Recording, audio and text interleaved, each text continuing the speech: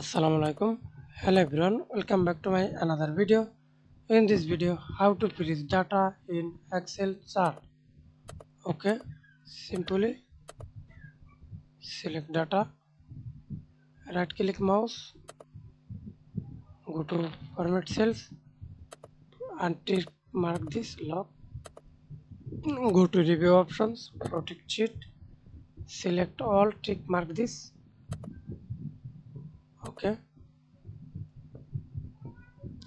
now you simply untick mark this, select locked cells, select unlocked cells, format columns, format rows.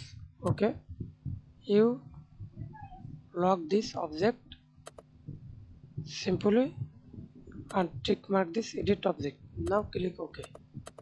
Now see this locked or freeze data. Thanks for watching video. Please subscribe to my channel, like, comment, share. Unfreeze the data, simply unfreeze sheet. Okay.